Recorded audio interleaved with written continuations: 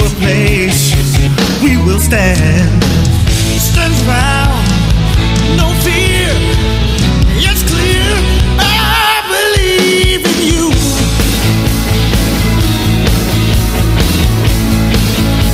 I believe in me. Oh yeah, I believe that we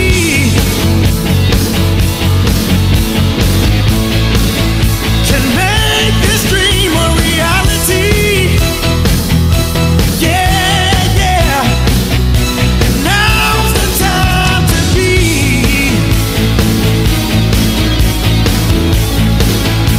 Now's the time for miracles. Oh, it's in my heart so deep. 'Cause I believe. I believe. Yes, good morning. Good morning. I believe in you. You believe in me. And I believe that we can make our dreams a reality. Welcome to Patrick Henderson's Meet the People here in the Radio 1 Media Urban One family. Welcome to Patrick Henderson's Meet the People. Please welcome and my co-host, Mr. Leo Burrows Jr. Good morning, Leo. Good morning, everybody, and praise the Lord and pass the ammunition for justice, decency, and fair play. Yes, it is, and that's what we're fitting to do up in here is work on the fair play. Please welcome also co-anchor, Mr. James C. Morant. How are you today, sir? Good morning. Good morning, Patrick. Good morning, Baltimore. Good morning to you, sir. Also, we have...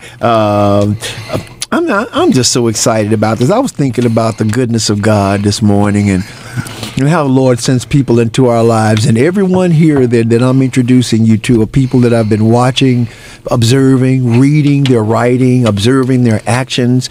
And there's not one here that I hold in any low esteem for multiple reasons. And one of those, and Dr. Marvin Doc Cheatham. How are you today, sir? I woke up. I'm not going to say I'm in my right mind, but I woke up. I want to congratulate Richard Torrey and James C. Morant.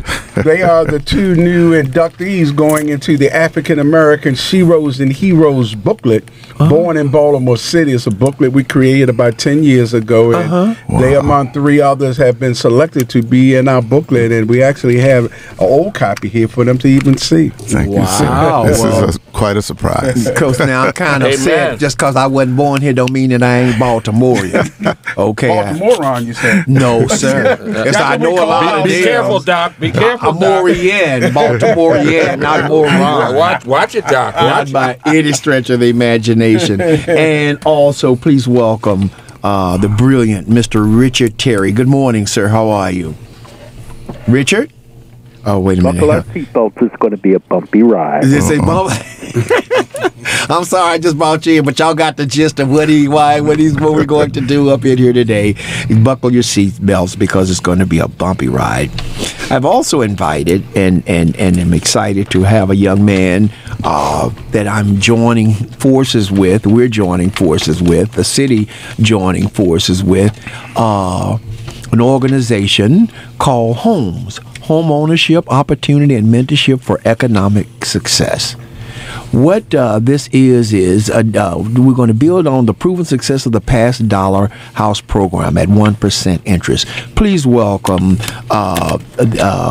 Mr. Tyrone Boast, who heads this organization and is working very hard in the city, working with the mayor, city council, and everybody that's willing to come into the fold so that we might increase the housing stock here in the city. But his premise is, while we tearing down all of these houses, all of these beautiful row houses, that is the tradition, that is the architecture of Baltimore, and he's got a plan. Mr. Bose, welcome. How are you, sir? I feel fantastic, and I'm proud to be here with such distinguished and brilliant minds. Well, these young men are the sharpest people in the city, I'm sure. Well, some of especially Mr. Leo, I see him moving it up. Brilliant. But at any rate, I hope that once we're done, we can convince people all over Baltimore that we can do something positive and use these houses as an economic engine to empower our people and improve the living conditions of Baltimoreans. And if nothing else we take away from this, let it be known that there's no power greater than the unified voice of the people. Nothing trumps that. Nothing. No politician, no organization trumps the unified voice of the people. So when we're thinking about this stuff, we want to get these positive things done. If we all unite, it's going to happen. It is going to. I believe it is, but it's going to take us really coming together and realizing that you're not just fighting for a small group of people. We're fighting for everybody, and to take our city back, because we know what's going to happen when these contractors come in, these people come in, what do you call them? Developers. Yeah. They develop us out of the picture. Absolutely. And we know that we only have to look over on the east side and look at what they've done over at John Hopkins. Well, there's a saying that goes, people don't know their history are doomed to repeat it. Absolutely. In the 50s, John Hopkins had a project called the Broadway redevelopment project. And what they did was they took 1,100 residents, black residents that were living in East Baltimore at that time, and they displaced them. They told them that, look, we're going to build up John Hopkins. We're going to build a medical school and apartments for our students and stuff like that. But you'll come back. You'll be able to come back once we displace you. And then once they displace the people, they told them, oh, we don't have any more money left. So, the thing about John Hopkins, and this is repeating itself again because we're not paying attention. Again, black people, again, the same population. John Hopkins in 2001 came up with what they call the third master plan. And what they formed a corporation called the East Baltimore Development Incorporated. EDCO. EBDI. Yes. Right, absolutely. And so they came up with another plan to take more acreage, because back in the 50s they only took, I think, 39 acres. But now they want to take 80-some acres. So they ain't going to stop. They're not going to stop. The more John Hopkins is an institution, they got to grow. They got to expand. But that's not our problem. We need to maintain. They're not expanding to others' communities. They're expanding into our communities. Right. And they're taking away home ownership opportunities for people. They want to redevelop this land, displace the people to segregated neighborhoods. Because eminent domain, the law of eminent domain says you got to move people to a social economic condition that's better than the one they're leaving. Okay? Because the Supreme Court had upheld that you could take land from people, from private property from people and give it to a private entity. It used to be only for government use. Right. But the Supreme Court, with people like Clarence Thomas and the like. We're hearing some music there, Jason. I don't know where it's coming from. News, so. Yeah. Okay. Did we get that? Okay, go ahead, Ty. So the Supreme Court, with people like our brother, Uncle Thomas, sitting on the Supreme Court, they decided that, corporations are people, and among other things, you should be able to take private property from one group of people and give it to a private company instead of just doing it for the government like it used to be done. So this allows them to use eminent domain. But eminent domain says you have to take people out of the social economic condition and put them in a better one if you're going to do that. And you have to give them money for relocation. So what they've done, what the EBDI has done, is said, look, we'll relocate you, but you got to go to where we tell you got to relocate to. So they're practicing what's called segregation. Yes, sir. Okay? So, and this is modern segregation, by the way, because they're moving from one poor segregated neighborhood to another one, poor segregated county in some cases. But it's still nonetheless a poor segregation. I was talking to a friend of mine, and he was telling me about, now we're going to get moving with this, his mother-in-law. My mother. I think it might have been me. My mother was, her former home is now the parking lot at Johns Hopkins in the 900 block of Wolf Street. She lived there 64 years. They took her house through eminent domain. She moved into an apartment, and she was given a subsidy to move into the apartment. But the fact that you take someone who is in her, at that point, 80s, and uproot them and say, we're going to give you, at the time, there was $22,000. That's what they were going to give. The community fought back. They created what's called the Middle East Corporation, and my sister-in-law actually was the vice chair. So I'm very familiar with that, exactly how they do it. But you know what? I remember you telling that story. But a friend of mine was talking to me last night. His mother-in-law is trying to move out of the city. She wants to go to the county, and I told him, you need to talk to her. The money is fitting to be up here in Baltimore City because all the white folks is trying to get back up in here because they're getting older, they're getting gray. They want to be near hospitals. Yes. They want to be near restaurants. They want to be near all of these services that we now enjoy. So if they can get us out of here, they're going to come in. And soon, I tell you, in 5 years, unless we do something like what Mr. Boast is proposing, this will be Washington, D.C. When you go to Washington, D.C., there are no more landmarks that were there other than the Capitol buildings and so forth. You wouldn't know it. Yeah. Yeah. That being said, there are some people that don't want to leave the city. They don't want to leave their areas because I stood out in the rain while they were protesting over in East Baltimore. Some of them don't want to be displaced. Now, some people do. Okay, fine. That's great. Move. But the people that want to stay should be allowed to stay. Absolutely. And this is a plan. This is a plan by John Hopkins. It was deliberate. So what a lot of people don't know is John Hopkins was a major landlord back in the 70s. They were browning up properties. 90% of John Hopkins' budget is federal dollars that come from us. Okay, it's federal research dollars. It's a research hospital. 90% of their budget comes from us. Now they got $1.8 billion to basically destroy the affordable housing stock in Baltimore City, and we have a lack of affordable housing stock because for every 100 families looking for affordable housing, there's only 43 units. So at the same time, we have a lack because my brother. By the way, I've restored houses, so I know. You know they do for a living. And this is the uniqueness of our organization. We have contractors. The politician can tell the average person, "Oh, we can't save these houses." I'm sorry, but you can't tell that to a contractor that's done it. Okay, we'll tell you done lost your mind. Okay, and at the same time, we want this to be done by small contractors. We want them to get a chance because the way the city is set up is only the big developers can take on these projects because it takes like $1,000, 1,000 hour days or whatever to get paid. And a small guy, like the average small contractor, and contractors that are listening know what I'm talking about. We normally get paid in phases. Let's say for me, I'm a plumbing and HVAC master. All right. So if my company does a project and we complete a phase for the rough end, when the inspector comes and sees the rough end is ready, put the walls up, we get a drop. And it works. A drop is money. A drop is money. Yeah, okay. For each phase of construction. I'm sorry. Okay. Go ahead. Leo, hold on. We're coming to you next. Go ahead, Leo. Brother Tyrone Boast, does the Baltimore Development Corporation, which is headed up by my former city councilman William Coles, he makes a whole lot of money as Chief Executive Officer at Baltimore Development Corporation. How do they factor into your plan? Do they support or not support your efforts, which I think are very legitimate and worthy of ordinary people and homeowners? Where do they stand here? Are they your adversary? Are they your supporter? Are they on the fence? They haven't extended anything to us. I don't want to talk illy about somebody until they have a chance to, but we're here to show who they are. Who show who they are, right? But you got to remember, entities like the Baltimore Development Corporation are not formed for you. They are formed for the plutocrats and the oligarchs that control the city. There's a few people with all the money and power. Exactly.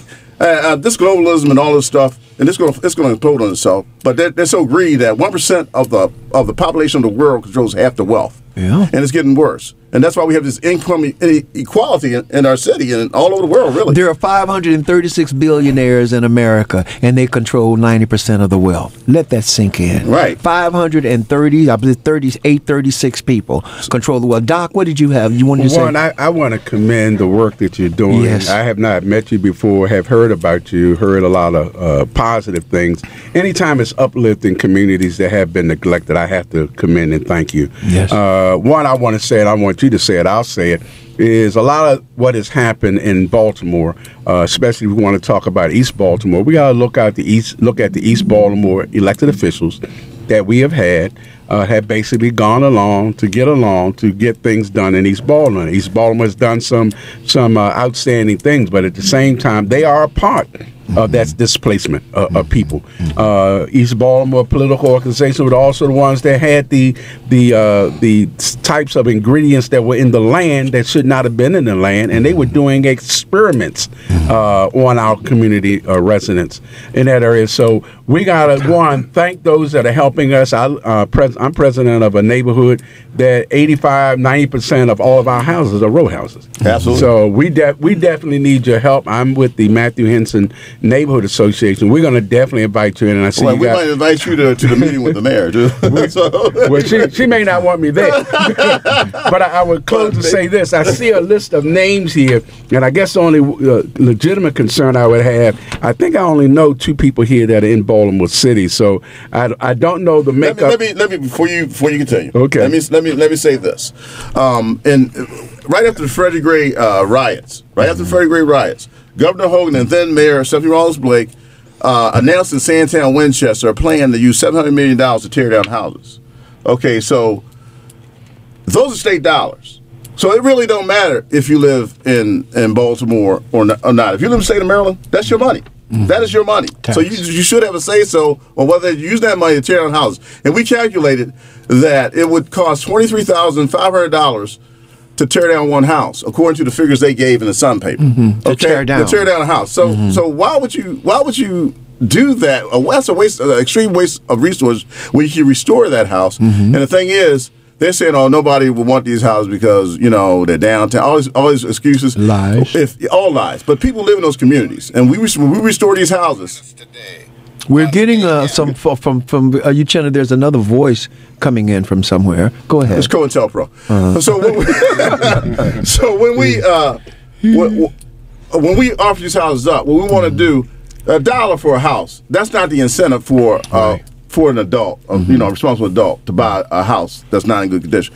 The incentive is a 1% interest loan. So let's say you took out a loan for $100,000 to renovate that house. At 1% interest, if you use your mortgage calculator, you come up with a $300 a month mortgage, which is very affordable for a brand new house. Absolutely. We're talking about all the modern amenities. We're talking about dishwasher. We're talking about air conditioning. We're talking about carpeting. We're talking about something that would uplift our people. And at the same time, we can train our returning citizens, ex-offenders in the trades, because we have master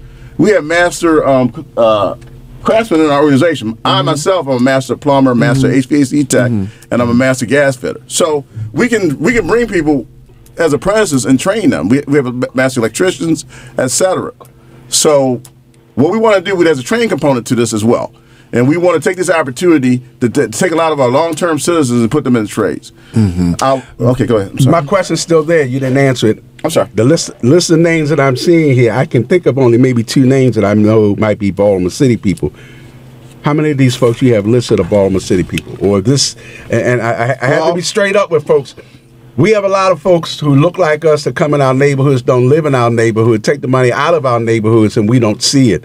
So I have to be critical of anyone that wants to come in my neighborhood if I never seen them. Well, how come we're not? Let me say this, and this is a defense of anybody on that list that may not be involved. How come it's okay for people in the BDCs that don't live in our neighborhood to come in and do what they want? When we try to offer up a plan that fights against displacement of our people. This is the second time I asked the same question, and you didn't answer it. So who are you questioning there? I'm questioning who's He's of all of these folks I'm our seeing. ability to help black people. No. I'm saying to you very candidly. If you've taken it personal, that's on you, Yes, brother. I do. I told you very candidly. I'm a lifelong resident. I'm a homeowner. I'm a neighborhood association person. I have a right to ask why are these names on here, and I don't know these folks.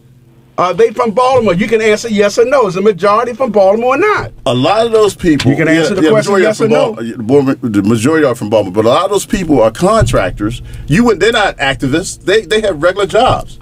They are contractors that are concerned about how our tax dollars are being spent to displace our people. When we can use those tax dollars to train our people, give them jobs, and give them home ownership opportunities they wouldn't otherwise have. Okay, we try to get people out of this rent game. They're talking about building 226 rental properties in East Baltimore right now. Okay, how you going to benefit? Show me how the people benefit from He's just asking. Don't take it personally. I take it. Maybe you should come to a talk show like this when we ask the hard questions. Either you can answer the hard questions or you can't. I'm gonna give you a hard answer. Brother, why you gotta holler? I'm gonna give you a hard answer, sir. Whether we get this program or not is my life. I do fine. My life is going to be fine. What's going to happen, though, is people are going to suffer unnecessarily. There's people suffering in those communities that didn't have the opportunities I had. So whether we get this program or not, I'm going to be fine. I already have my licenses. I have a business and everything else. What we're trying to do is help people that we left behind. And a lot of black people don't want to do that. Well, no, I don't believe that's true. But I'm going to say this, and Leo, I'm going to get right to you. Really, I was going to give you like 10 minutes on this for the show, but I don't want this to be personal. This is it's bigger than all of us, Yes, and he does have a right to ask who these people are. Maybe we should meet them. Come to the board meeting. That would be great. Maybe if we had a bring meeting. bring Mr. Cheatham. I will. And Patrick, this is Jason. I guess we have to be kind of skeptical because we've heard people like Kahan Dillon, who has come into Baltimore, selling us this Renaissance Baltimore plan. You know what I mean? And we're questioning, who is this guy? Right. You know what I mean? Right. Which we should again, you guys have every right to ask who these people are. We're not activists. We are businessmen. Okay. We're not out here trying to get glory and fame and run for office. I don't care about that stuff. I believe Doc. I understand, but Doc, why are you hollering at us? Why are you hollering at us? Leo, Go ahead, Mr. Leo. May I say something? yes, please. It is okay to ask hard questions. I do think, however, that given on the face, and we're going to get to the nitty-gritty, as Doc says, given what you're offering on the face of it, you're offering an alternative to the injustices that we've been facing institutionally with regard to housing and the rights of the individual to be part of a reform movement and to sustain neighborhoods. Thank you. Given what Johns Hopkins has done, given what the University of Maryland is doing, And nobody questioned it. given the gentrification that is ongoing, any program that presupposes or states that it's going to push back against that kind of negativism that has been part of our institutional fabric is worthy of consideration. I'll put it in that context. Well, and so to that extent, we're going to examine if that. you have a better idea, let me know, and I'll climb on board. But right now, this is what we came up with, the fight against this gentrification and the elimination of black people in the city. Well, that's not what they're saying, Tyrone. They're saying that they want to examine it closely. I'm convinced. That's fine. I'm convinced that you mean well and are sincere. But what the panelists are saying, some of them, is that they want to get into the nuts and bolts of who's who and where, and that's fair. Then they can attend our meetings, but we are not activists. We are not activists. We are not professional activists. That's not. But you're offering an alternative to what we have. Yes, sir. And that's a good thing. We think that needs to be hopefully supported, but folks want to ask questions, and I think that's legitimate. And the truth of the matter is hold on for a minute. Go ahead, James. The truth of the matter is that I lived there. I lived there for about 40 years. In your mom's house? In my mom's house before I moved out. So I know that neighborhood. I have been to the EBDI offices more than anybody in my family. And so if you're hearing any sensitivity, it's based on the fact that, some of us have been in those trenches and been the victims of Johns Hopkins. Yes. So you it is legitimate to ask the question. Go ahead, hold on for a minute. Richard Terry, go ahead, sir. What I was going to say is this: I've been listening to this quite intently, and what I'm seeing is this. I love the validity of it because after watching what Schaefer did and he literally rebuilt Federal Hill and Canton through that Dollar House program. Canton as well as Fells Point. If we can do that in the inner city, then fine and well. I am all for it, and let's do it immediately. But I also understand the reticence on my colleagues' part because we have seen too many times where people come in with the greatest intentions in the world, but then there are always ulterior motives behind. Everybody just wants to know historically.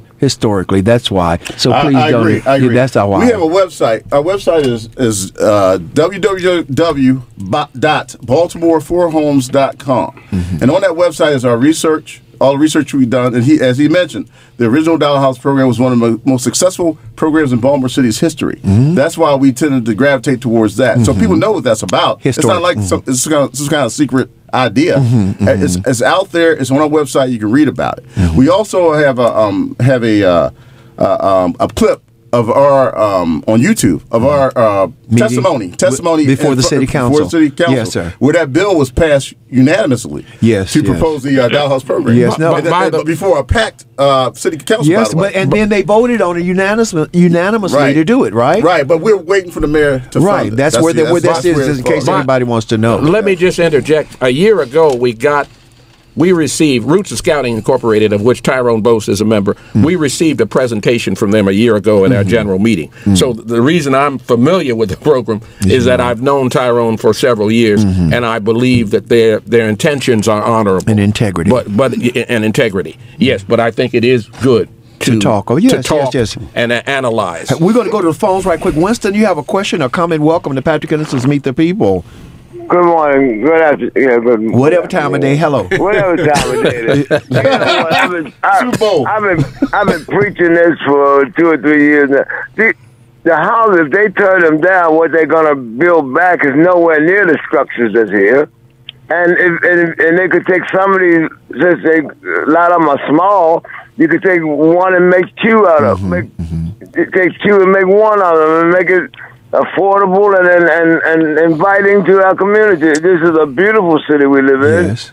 And we need to stop tearing down and start building up. Yes, sir. Absolutely. I agree with you 100%. Thank you 100%. And I have called the Baltimore Architectural Society to ask them to come in and tell us which of these neighborhoods are historic, so that we will have another, what is the word in your quiver? Another little arrow in our quiver.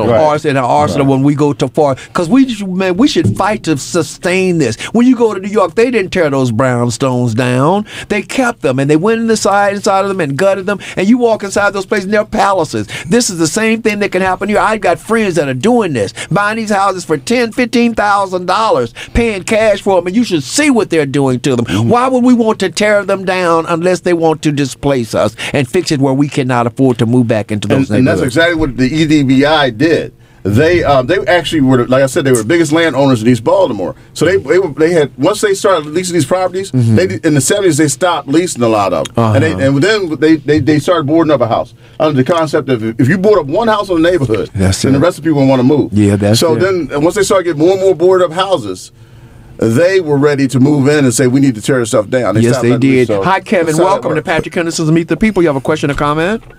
Yeah, I have a comment. You know, for 30 years, people sit on these boards and stuff, but we never said nothing when the African-American community that was across from Poly High School got devastated. And we never said nothing. Absolutely. Okay? Some African-Americans were over there in business, and they lived across from Poly for years, and it's not there no more. And I'll get off there and hear y'all response to that. Thank you, sir. Who gentrified that community over there? And this is why I get upset, because all this redevelopment or this nebulous community development that happens, this does not benefit us. I want somebody to show me how that benefits us. Does it? I mean, it's not intended. It's not intended to. You're gentrified out of the area. You can't afford those houses. I mean, all this is rental properties that you can no longer afford, or you're forced out of the area by eminent domain.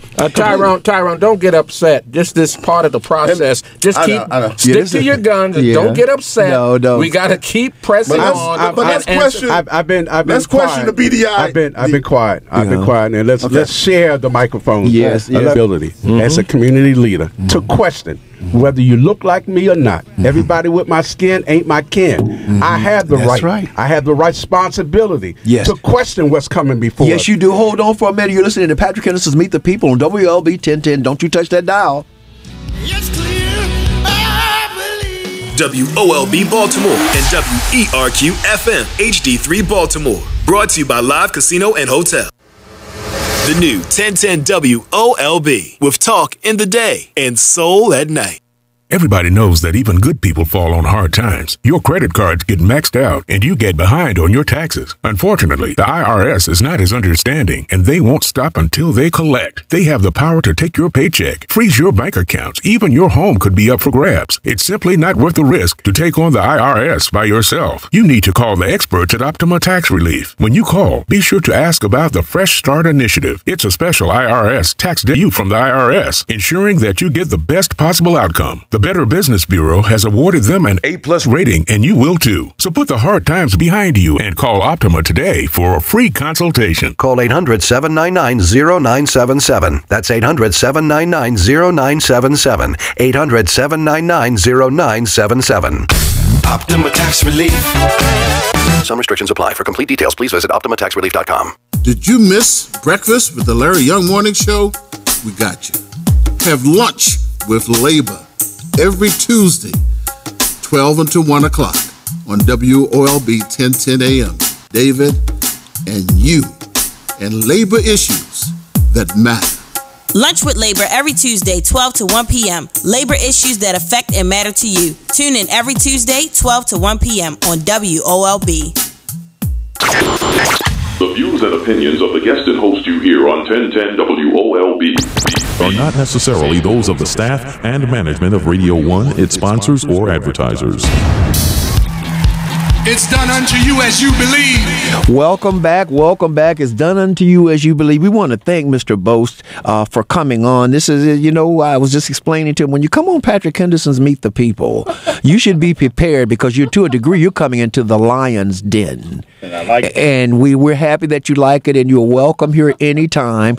But we try to have some table manners here and bedside manner with each other. And sometimes when we lift our voices, and sing. Our gentlemen, our co-hosts and stuff, we take it that you're taking it. I'm very passionate about this. Yeah, I understand it, but we all are too. We all are passionate. We're not talking about the problems here. We talk about solutions. Yes. Doc? Yes. And we live it. Yes. All right, we don't live in Cali. We live in the neighborhood we're here to protect. Yes, we are. We live in the neighborhood. And speaking of, and we're trying to bring more people to those neighborhoods. Yes, we are trying to displace them. But there's a guy that lives, I guess he lives in the county, that says we don't want no more black people in the county.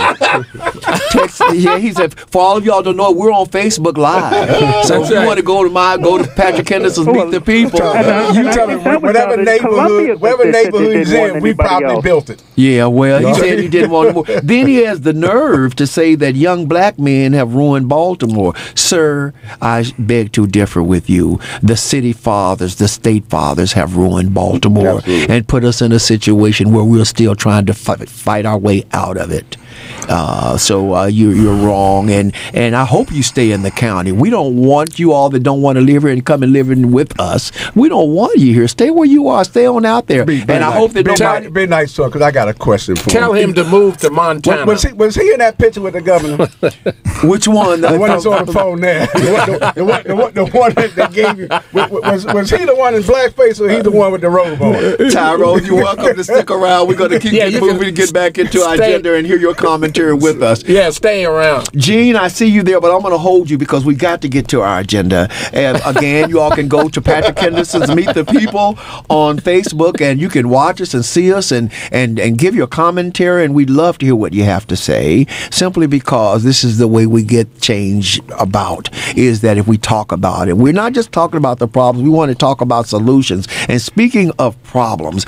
And Patrick, real quick, just family, please share and repost this program today. Yes. For information's sake. Yes, sir. For information's sake. One of the first things that's on our agenda to talk about today is the fact that from a national standpoint, I've lost this on my phone, and my phone is acting up. You got it. Was the governor? Yeah, it's the governor. Yes, that's the first thing. The governor Northam, the Klansman from Virginia. Yes, sir. The governor Klansman. Yes, the governor Klansman.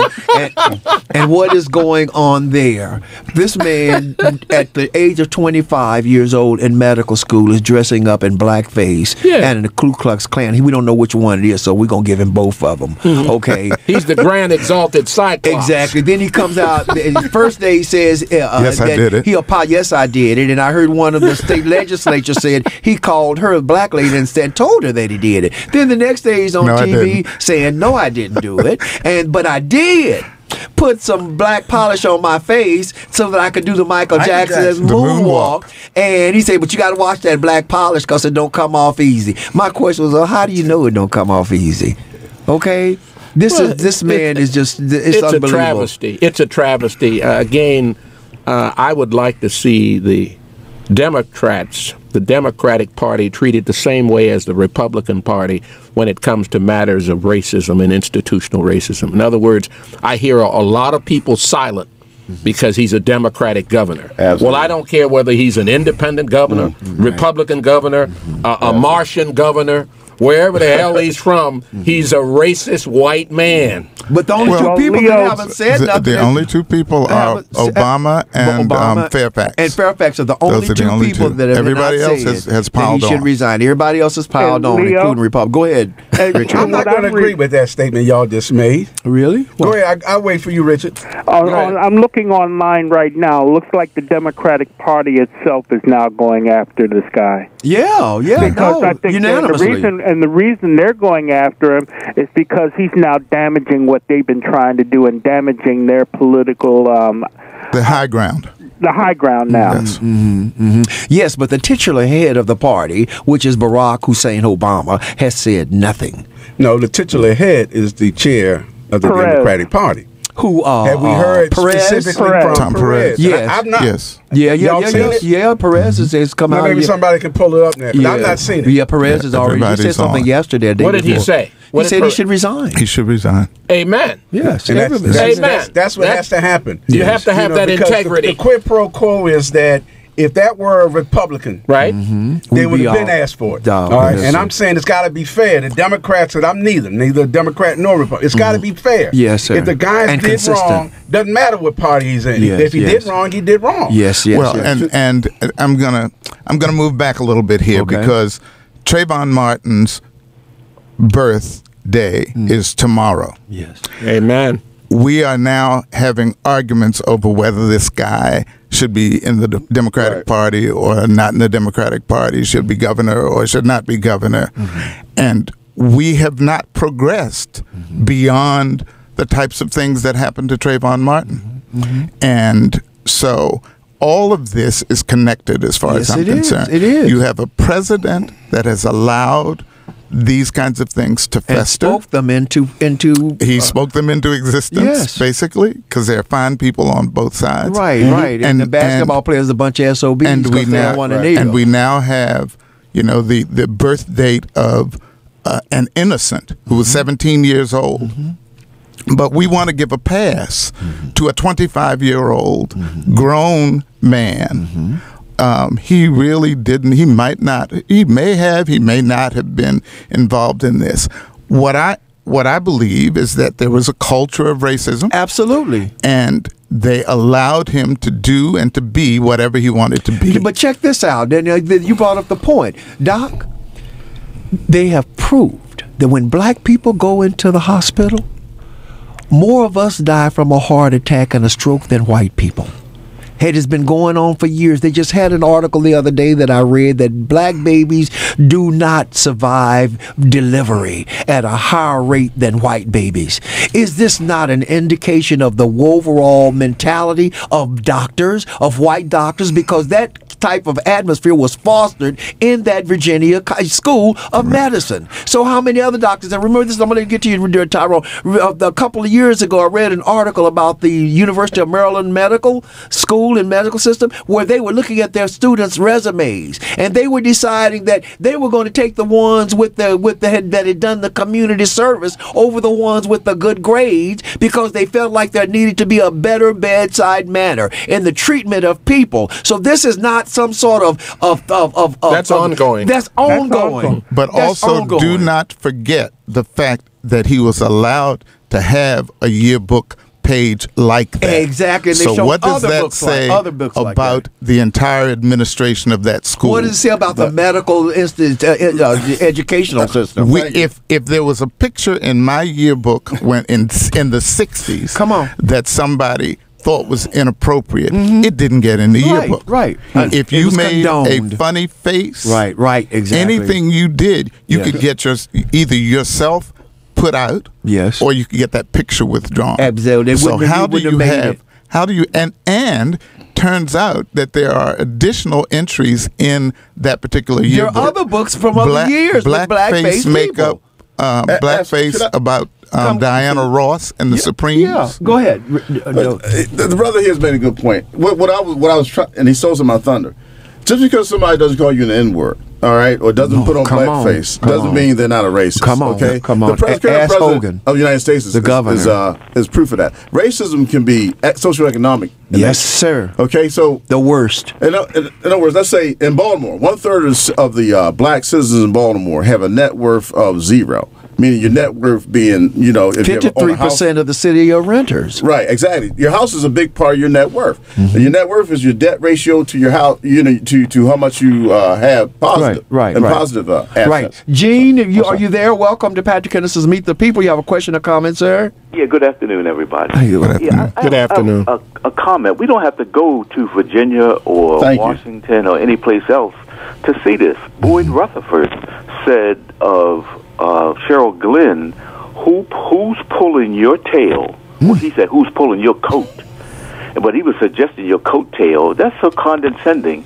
And they laughed at her. He and Butch McAdams, when they were talking about the HBCU money, the offering of $100,000. $100 million, yes. $100 million. I'm sorry, thank you. $100 million, and in fact, they owed us $1 billion or more. Yes. And so, you know, this condescension and this, you know, and people say, well, if you're black, you can't be a racist. But black people sure sometimes.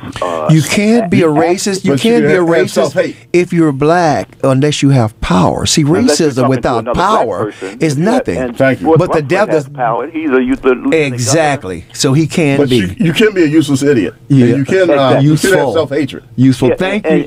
And you could have a sidekick like Mr. McAdams or whatever who plays along with him, who plays his a sidekick. And so, you know, so that's that. Tyrone. It's like you have a website, right? Yes, sir. It's www. I could get an application and apply for your program, right? We don't have a program. This is, you don't get anything in Baltimore. Listen to me. No, let me say this. We're not going to ever have this program unless we're willing to fight for it. Okay, so you don't get anything. You don't get anything in Baltimore unless you're willing to fight for it. So the other thing too is like NACA. You guys familiar with NACA? NACA is qualifying people to buy mortgages in the redline black community, and they are sort of the flunkies of Wells Fargo, but at least they are qualifying people. So if you're not familiar with NACA, how do you pronounce it? NAKA or no, it's just like NACA. Okay, NACA. Okay, yeah, they have a website or whatever. The thing you said about redlining, periodically, DC, all the inner city communities throughout the United States, and they're qualifying for a major bank. All right. Thank you, Gene. Thank you. Go ahead, Mr. Lee. I'm sorry. I just want to say, inclusive in this conversation, I happen to be a registered Democrat. People have characterized the Democratic Party as the lesser of two evils. My voting and my continued desire to vote is tactical and strategic. That doesn't mean that I think the Democratic Party is not part of the same bird in terms of institutional racism. Right. It's still an institutional racism society we're in. And so when we look at the governor of Virginia and we look at Maryland, when we look at Anton Black and Greensboro and Caroline County, Maryland, all the things that are attendant to our situation have everything to do with the status quo and how we either change the status quo, advocate reform, continue to fight until death, until change comes to play.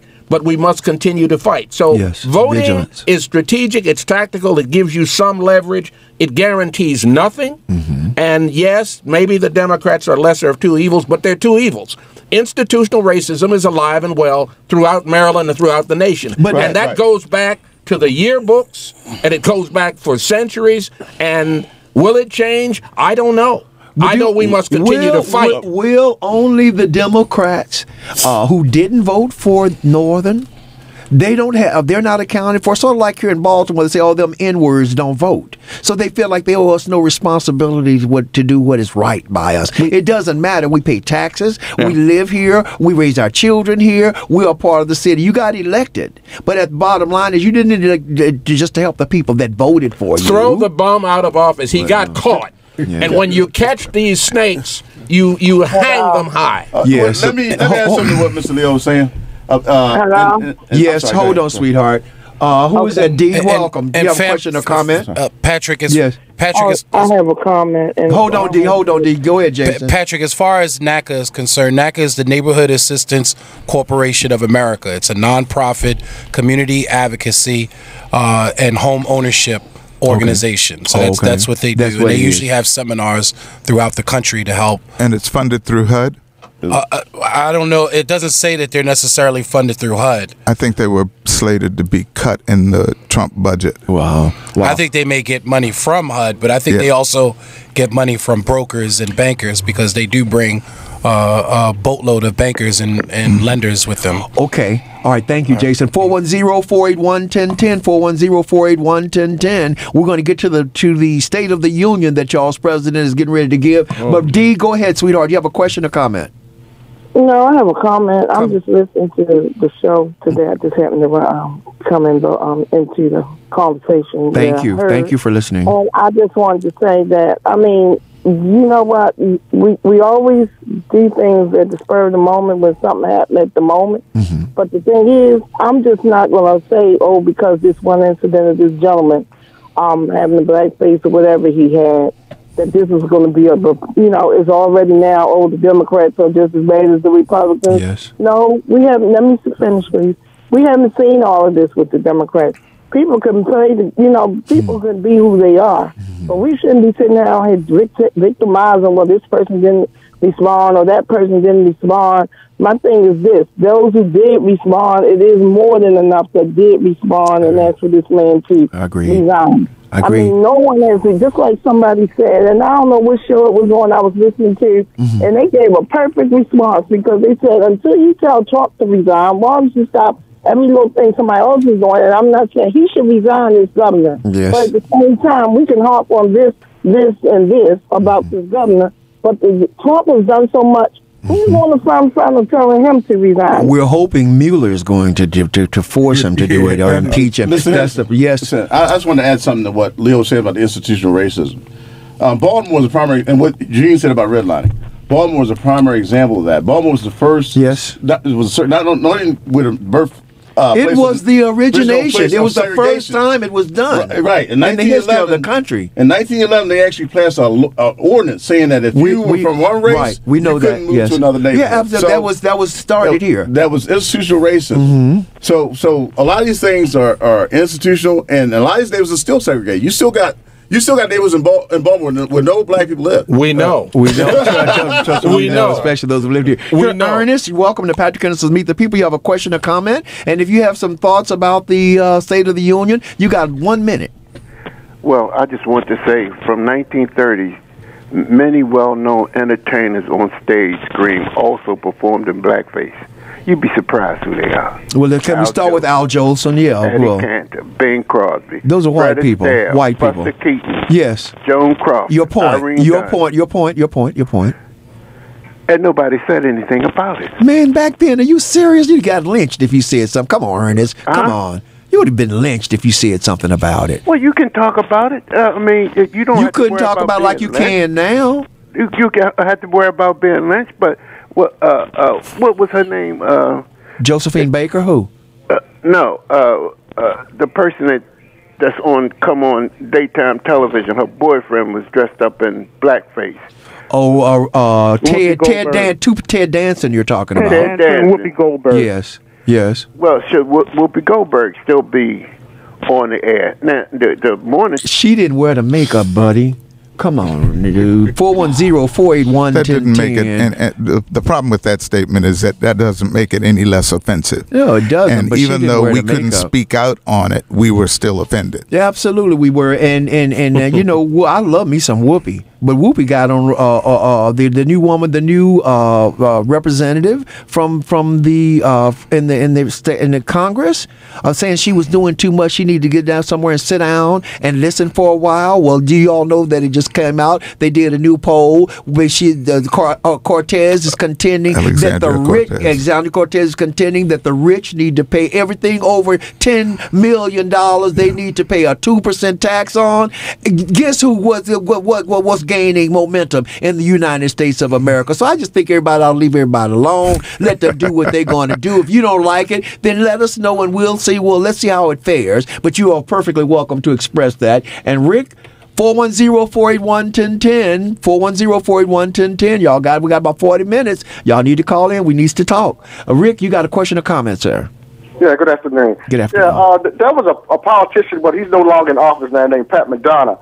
Well, I don't know if that's who you were talking about. Was basically saying he didn't even want any more black people in the county. No, that was somebody that just from the county on the live on my Facebook page. I don't like black people. Yeah. Are you familiar with Pat McDonough? Yes, he's a traditional racist. But he's not the only one. Pat came on Pratt Street one day and ran across some black folks who been scared to death. Mm-hmm. Ran him back home. Mm-hmm. We know Pat McDonough well. We know him quite well. Quite well. Well, that's what I thought you were talking about him. No. Somebody. This is a fresh live when you look like you're young too. Coming to we don't want for black people, dude. Please, all right. Thank you, my man. Can I also say, I want to say something about the State of the Union as far as I'm concerned. I think we're at a very fragile point as a country. I think it took less than 2 years for all of our democratic institutions to start failing. We have an impotent media. We have gaslighting that occurs daily. What does that mean, gaslighting? That means that you don't whatever your eyes say or whatever your lying eyes see, somebody tells you didn't see that. It comes from a movie called Gaslight. Yeah. And what the guy was doing, he was trying to make his wife go crazy about turning the gas lights up. Back in the old days, they had gas lights. He would turn the gas lights up and turn them down. And it was driving her crazy. And so she figured out that's what he was doing. Well, also, it's sort of misleading, isn't it? People who do gaslighting or what they call demagogues. Yeah. I mean, to a large degree, a demagogue is somebody that's ranting on something they know is not true. Yeah. That's what gaslighting is. The primary reason for the destruction of our democratic society is these oligarchs that are taking more and more power. They buy our politicians. They have a bigger voice than we have. Corporations are people, etc. Unfettered. I don't have a problem with capitalism, but unfettered capitalism is dangerous. The State of the Union is disastrous and chaotic. And unless we stand up to the tyranny that we're faced with now in the person of Donald Trump and those white folks in the Republican and Democratic Party who want to take this country back, then the country will go down. And this is a very crucial time. Yes, it is. Very, very crucial. He wants to take it down. He did not talk about shutting down the government. He want to eliminate government. That's the determination is to eliminate government. And if we don't understand that, and genocide, as defined as the systematic extermination of a people, is alive and well in America. And we are the primary people so targeted for genocide. Hasn't changed. My challenge to our listening audience is to do two things. There's going to be the president's address, and then there's going to be the mayor's address. Here's my suggestion to us. Write down your observations, whether it's economics, whether it's housing, whether it's health. Write down the grade that you would actually give the president and the mayor, and then listen to the speech and see whether or not you believe what they're telling you, or whether or not you feel differently than what the person that's presenting the message. I think we need to be more critical ahead of speeches than after speeches. Let's write down how we critique what the president has done, and then compare not only what he's saying, whether he's telling you the truth or not. And I'm hoping somebody's going to have the chutzpah to come out and do what they did to Barack Obama. While he's giving his speech and say, you lie. I would see if one of them folks got the nerve, but I'm suggesting, folks, write down your critique of what the mayor's done before she speaks, what the president has done, and then compare what your observations are in comparison to what they tell you. And also, while you're doing that, watch it with the children. See, that's one thing we got to learn. We got my never forget this woman come to our church back in the 50s with Gold. What's his name? Gold. Who was the arch conservative? Goldwater. Barry Goldwater. Hillary Clinton was Barry Goldwater. Well, let me tell you what. On the way home from church, That was all my dad and my mom talked about. And that's when I first got picked on that we need to be paying attention to politics. A very significant block of white people in this country, white men, white women, and etc., love Donald Trump because he articulates and represents a swashbuckling era in which we would have black and poor and brown people bow down to the slave conditions that he's trying to promote at this time. The peonage, the peonage that continues, and the slave shutting down the government, was exactly any tactic he can use. Impeach the sucker. Well, impeach him or do whatever you have to do. In addition, what kind of person who is able to get intelligence briefings on a daily basis says, on my own opinion, I don't think the intelligence people are telling the truth. Isn't it unbelievable that they're letting him get away with it? And they let him get away with that. They let him get away with separating families. I mean, children from their families. They still can't find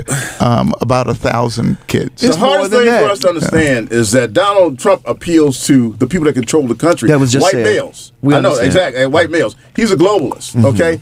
And globalists, I mean, well, he's using the angry white male. He's not a globalist. I don't think he's a globalist at all. Because you got to remember, let me finish. You got to remember that he's under the guise of a nationalist. You got to remember that these billionaire globalists, they don't really care about the United States per se. But when you say the word globalist, that's a plurality, and they're not for plurality. They're for nationalism. When you have these multinational corporations, they don't necessarily care about the United States per se.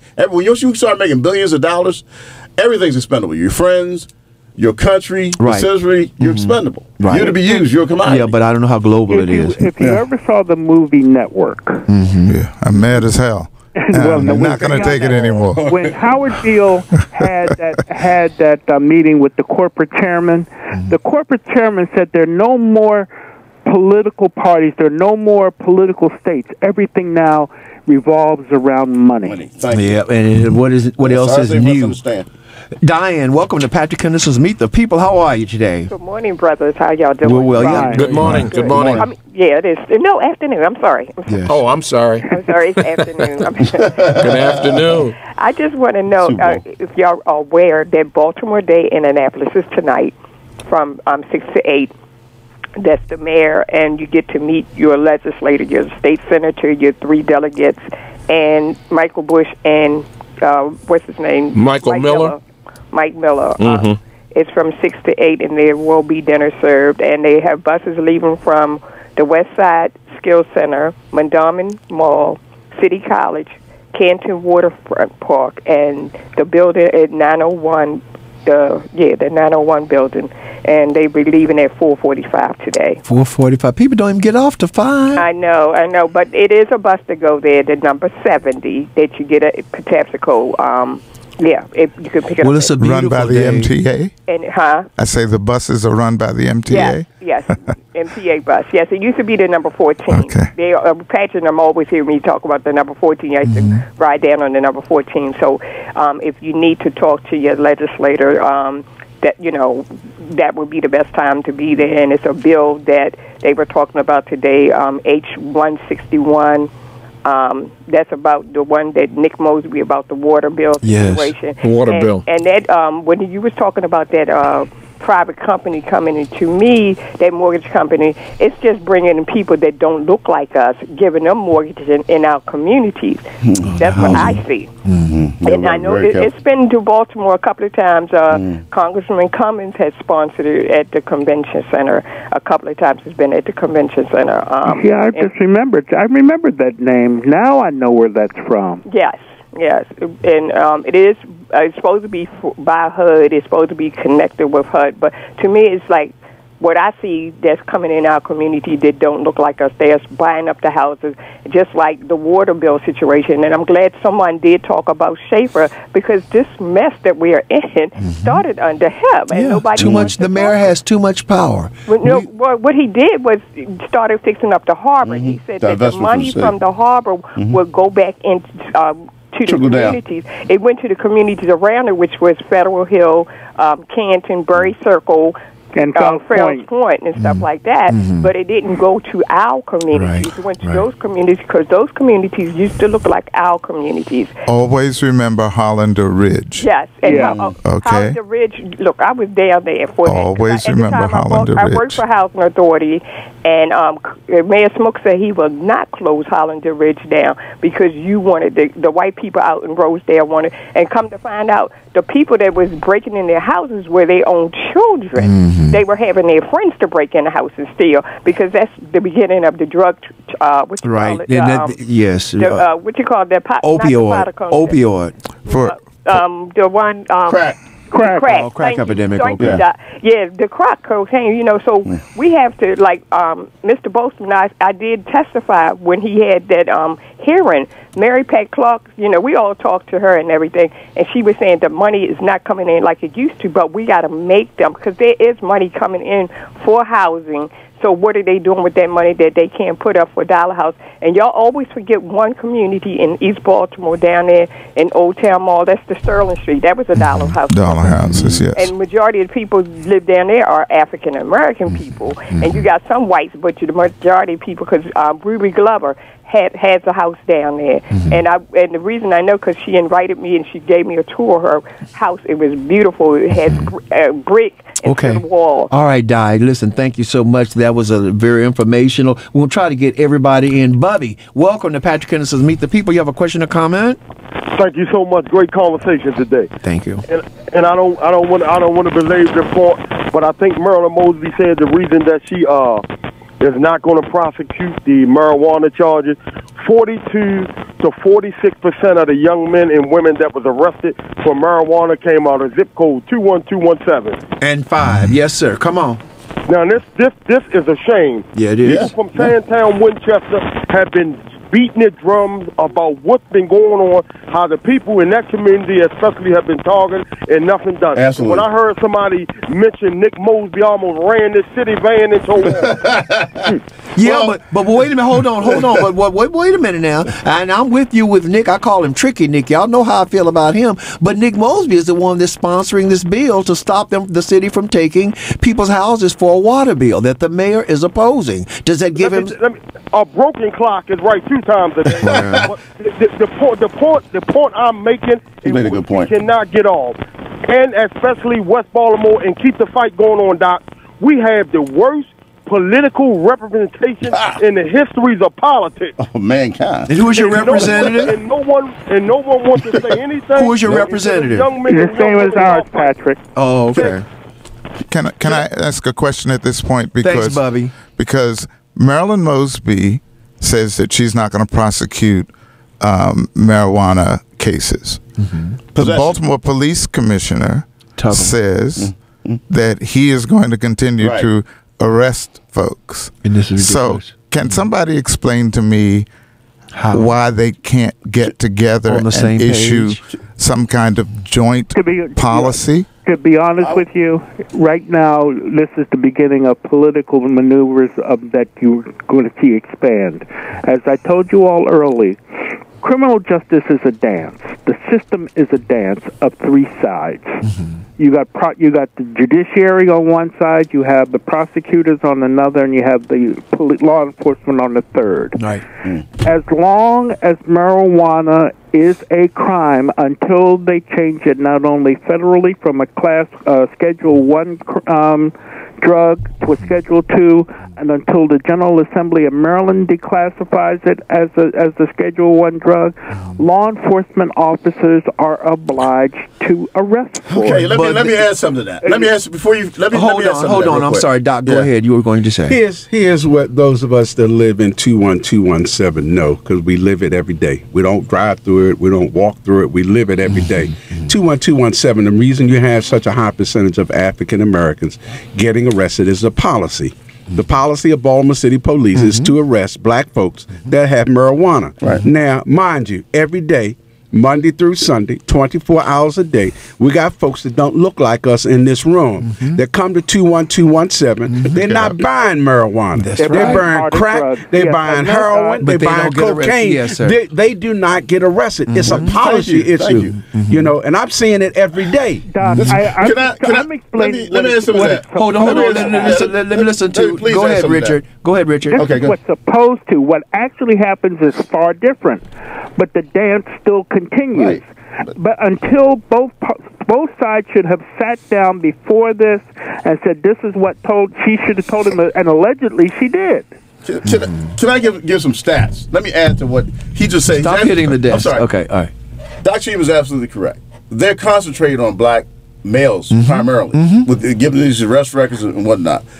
Black people are 4 times more likely to be arrested for marijuana than white people. And they smoke it at the same rate. And in some cases, white people smoke it more than we do. Yes, because they can afford it. And in New York, it's 8 times as much. And cocaine was the same way before crack. The still is the powder. Yeah. So what you're saying about, I get what you're saying about because the law's on the books, they should enforce it, but they're not even enforcing the law equally.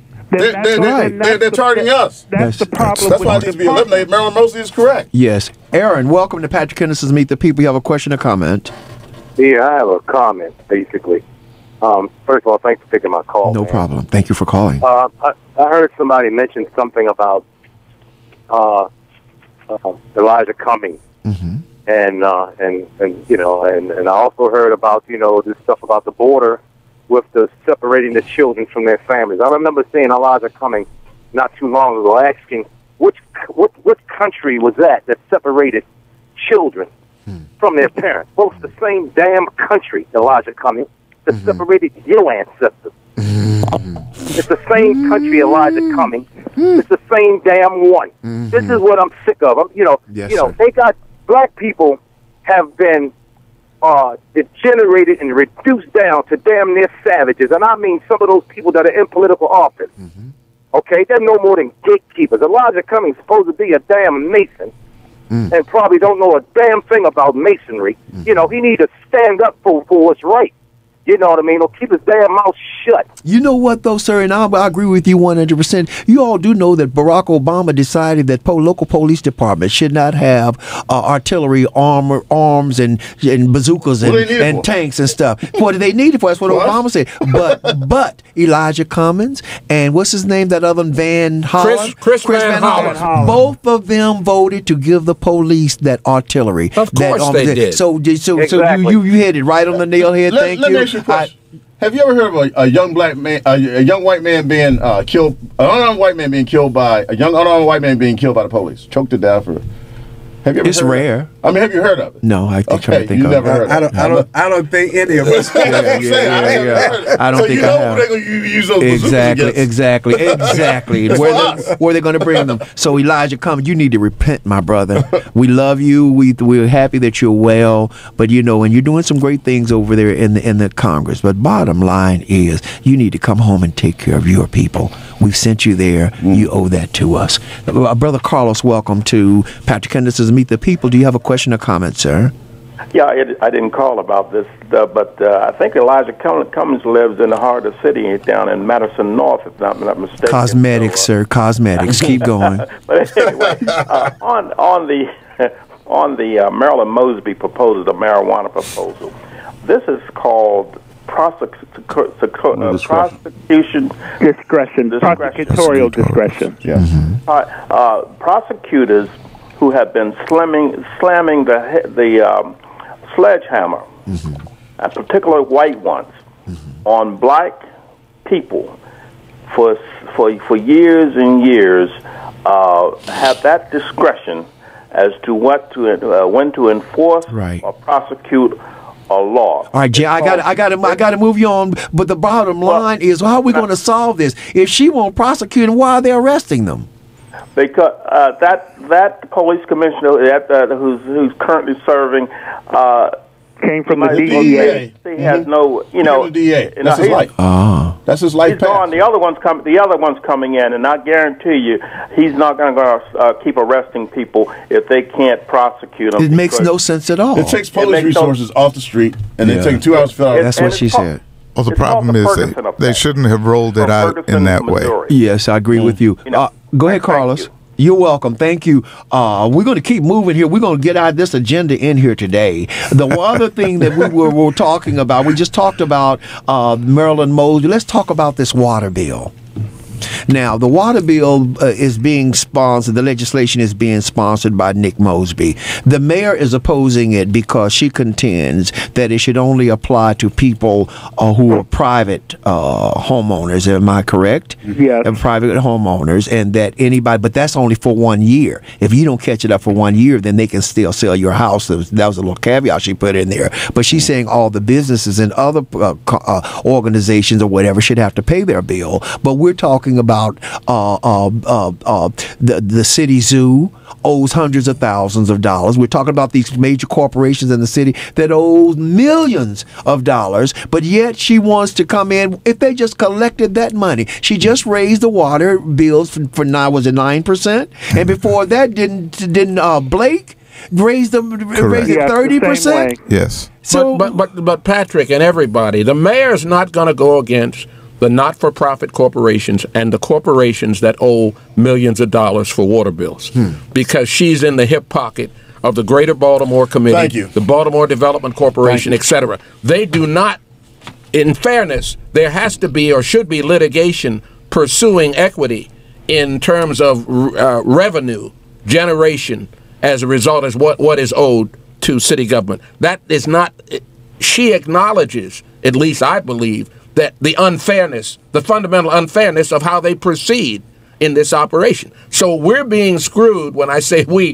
the little people, the homeowners, the individual homeowners who should be fairly treated in this equation have not been. And that's existed for a long time in Baltimore. Yes. How do we get the established order, the corporations to pay their fair share? They do not. They run the city. They run the city. Let me just say that my disappointment with the city management in general is that if you ask for my input, I'm going to give it to you as best I can. So the last water bill increase, I and about 35, 40 other people went down to City Hall, stayed all day, testified. All of us testified. Of the 30 or 40 people that came, I think there was one that testified that we should raise the water bill, and I think that was Mr. Chow, who was the head of the Public Works Department. Every single other person gave reasons, well-founded reasons for not raising the bill. Yes, sir. And by that evening, the Board of Estimates voted to raise the bill. By that evening. Yeah, well, we went down there when Blake was trying to do it. We went to the Board of Estimates meeting, and Child thought she was raising it too high. He said that we don't need to raise it that much, and she insisted that it go ahead. But I want y'all to pay attention here for a minute.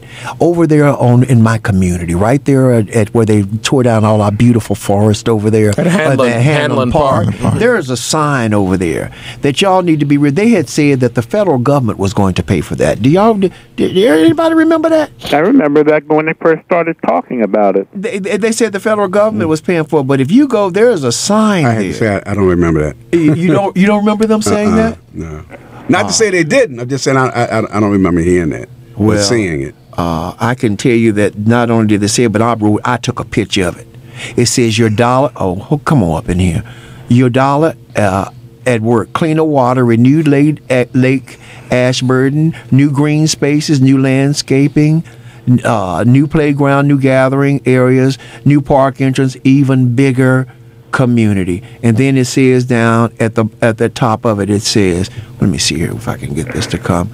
It says, funding for the approximately $137.9 million project comes mainly from the revenues from DPW's Department of Public Works water customers. Baltimore, the city and county. Now, that's not what they told us. They told us, Doc, at the neighborhood association meetings, that this is because the federal government was worried about that water supply being terrorized, so they needed to get the water underground, and that since the government was the what do you call it, Homeland Security. That was their concern, that they were going to pay for it. Nobody heard that? No, I'm the only one. I've heard the rumors, but I have to characterize them as rumors. Characterize them as rumors. Yeah, well, I'm going to find out. Doc, you said you never heard it, huh? No, I hadn't heard it. But see, I guess we get so, departmentalized, depending upon what communities we are. We all suffering in so many different areas. I'm not saying it didn't happen. I'm just saying that down my neighborhood, we actually didn't hear that. Okay. But not to say that it did not happen. But I think if there's any group of elected leaders or I guess community leaders that should be able to fight this and help those other of us should be your area. Should be the Ashburn area, the Hanlon area. Well, the mayor lived right across the street. But wait a minute. I left out my house this morning. Bless her heart. I love you, Kathy. You know that I've been loving you for years, girlfriend. Yeah. But do you know that they are just putting, now it's going to be 3 speed cameras between Dolefield and Hilton there at Liberty. 3 speed cameras, one of the biggest thoroughfares for people coming home from work and going to work every morning, coming from the... Why would you do that? They said about the water bill in the Baltimore Sun that the mayor's proposal is predatory. I went over in the county and this weekend they're taking down speed cameras. They're taking them down. I wonder if they sending the old ones to Baltimore. I mean, let's think about that mayor. It's not a good look Patrick, for you. You are a composer. Did you compose the OJ's song "Money, Money, Money, Money"? I wish I had. No, I didn't. Well, now you have the answer. Right. Those speed cameras are just now. If you heard her today's pronouncements from Her Royal Highness, what is coming is she's trying to amend Mosby's bill and says, okay, we're not going to take your house if you're just late in your water, but if you owe some other money for something else, then we can come after you. Yep. She's weakening the whole thing. She still never talked about the corporations and everybody else that owes money. No. But in her pronouncement, she says, I have to change it because without these tax sales, the city loses X millions of dollars. 5 million, I think she said 5.1 or 5.2 million. She's a corporate hustler. And she's doing a good job from her perspective of doing the bidding of what the state would have her do. Her handlers are in Annapolis and in the corporate. Yeah, it said her lobbyist was there. I want to know, and I was talking to Leo about this. Doc, are you kind of concerned about the legacy you're leaving as a human being in your time upon the face of the earth? Is it important that people know who you were, that your relatives can look at that history page and say, this is my cousin, this is my uncle, this is what he did for the people? Does that have a place in your life and your efforts to do the right thing by the people? Definitely, yes, but I think to a great degree, those of us that are baby boomers would have to accept, I don't necessarily call it blame, but we had to accept some of the responsibilities. We would hand it over, our generation, to many of the niceties that we enjoy today. We can go to schools we want, we go to food markets we want. And we hand it over to the generations behind us. I think we did a disservice. I think to a great degree, we did a disservice that we didn't keep the fight going as strong as those before us did. Well, but things got a little better. We can't quit now, though. We definitely can't quit. We got to keep fighting. But we got to do better. We got to do better than what we've done. Richard? And then dial your operator. I think Richard, I'm going to unlock Richard there. Okay, I lost him. Okay, I agree with you. I was thinking more along the lines that the stupid stuff you do. Trump has said it. George W. Bush said it. He says, I don't care what my legacy is. I'll be dead by then. And I'm just wondering, where does that mentality come from if you're running for public office? When you know you're doing things that are against the people, that are going to hurt the people, does not it figure into your psyche, into your spirit, that I can't let people say, or I can't live this, I was an elected official, and I can't let people say I took their houses because of a $300 water bill. But that presupposes they're decent thinking individos. Initially. We're talking about the materialistic bent that exists in corporate America today, and how we're politicized on social media, and all other means of communication as to wealth and power and the wealth disparity that exists and is growing between the poor and the non-existent middle class and the super rich. They don't give a damn about their legacy except how much money I had, and I'm glad to embrace 8 pieces of silver. Whatever it is, anything massive, whatever I can get, I'm going to get. I don't. But history, ethics, and years from now, somebody liable to be in a nursing home and say, "Oh, you didn't used to be the mayor." You don't get no Jello today. Ethics be damned. They have no sense of ethics, decency, honesty, or fair play. Yeah. You better believe it. It's a state of mind. Yes. We're coming to a close, I think, or close, and I'm really feeling that you're talking about legacy, and we're talking about the State of the Union, and I opened earlier by saying that Trayvon Martin would have been 24 tomorrow. Would you allow me to just do a piece about him? Yes, would you? Go ahead. Black History Month. Yeah. Trayvon Martin would have been 24 years old tomorrow. He was a 6'3", 17-year-old black male teenager who lived for only 21 days as a 17-year-older before his life was extinguished. He was a typical irrepressible teenager who, because of a system of white supremacy, was not allowed to be portrayed as who he really was. A tall, lanky kid, sensitive, intelligent, fickle, and completely normal in every sense, except for the color of his skin. Trayvon might have become the pilot or aviation professional that was his interest and dream. He might have become a great writer because of his honors English classes. He might have solved great problems of our times. He might have been a community organizer, husband, father, friend, or compassionate caregiver. He might have become well known and famous, or he might have led just a mundane life. I lost my page. All of these were possibilities and good, and could have been the dreams of his. Sadly, we shall never know, because the equal protections of our Constitution and the rule of law that this country trumpets to other countries simply did not work for Trayvon and millions like him. In fact, our system hastened Trayvon's departure from this earthly realm. Such a pity. It is such a pity. Beautifully written as always, James C. Moran. Is that on Facebook? Yes, it is. Y'all should befriend Mr. Moran. Y'all can't befriend me now because they got me in jail. You still in jail? I'm still in jail, man. I'm sorry. I did. I posed a question on Trump. I just said, does Trump bring new meaning to the term white cracker? Oh, no. And they kicked me off of Facebook. Yeah. I asked the question. Okay. Let me say there are more black males being killed now than ever before by police. Institutional racism alive and well.